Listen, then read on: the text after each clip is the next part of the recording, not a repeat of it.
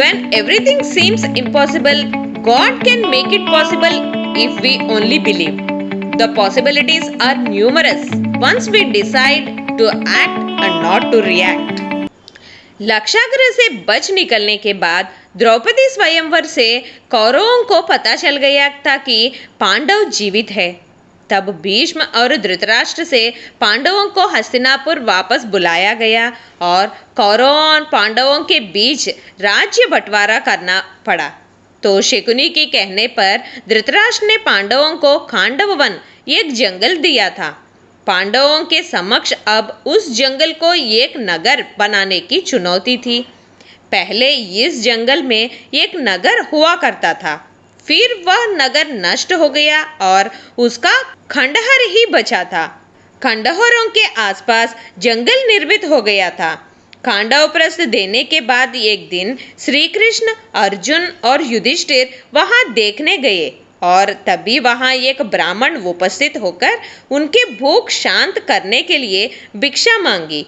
तब अर्जुन उस ब्राह्मण को तृप्त करने का वादा करने से ब्राह्मण अर्जुन से वचन लेने के बाद कहने लगा कि वह अग्निदेव है और ऋषि मुनियों द्वारा यज्ञ में घी पी पी कर उनको पचन समस्या हुई थी और वह ठीक तब भी होंगे जब वह कांडव प्रस्थ को जला डालेंगे, क्योंकि कांडव प्रस्थ में औषधिकृत पेड़ है जिसके कारण वो स्वस्थ हो जाएंगे और उनकी भूख शांत होगी।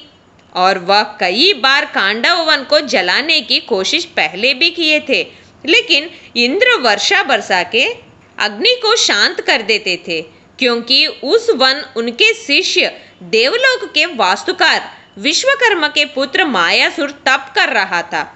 उनको अग्नि से बचाने के लिए इंद्रदेव वर्षा बरसाते थे। अग्निदेव का यह वचन सुनकर अर्जुन उन्हें इंद्रदेव के वर्षा से बचाने का आशीर्वाद दिए। अर्जुन की अनुमति पाकर अग्निदेव खांडव वन को जलाते हुए खाने लगा। ये जानकर इंद्रदेव वहां आकर वर्षा बरसाने लगा, लेकिन श्री कृष्ण और अर्जुन अपने दिव्यास्त्र से वन के ऊपर छत जैसा बना दिया, जिससे अग्नि नहीं बुझी, जिसके कारण इंद्रदेव और अर्जुन के बीच भयंकर युद्ध हुआ। मायासुर जो खांडव वन में तप कर रहा था, वह भी श्री कृष्ण और अर्जुन के पास आकर बचाने को कहा।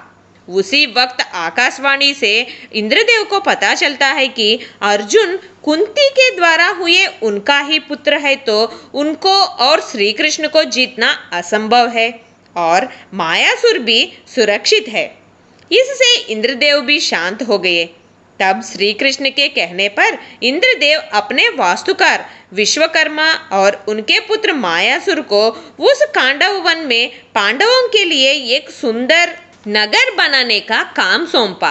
तब मायासुर ने इस वन में भ्रमित करने वाला एक भव्य महल बनाया था।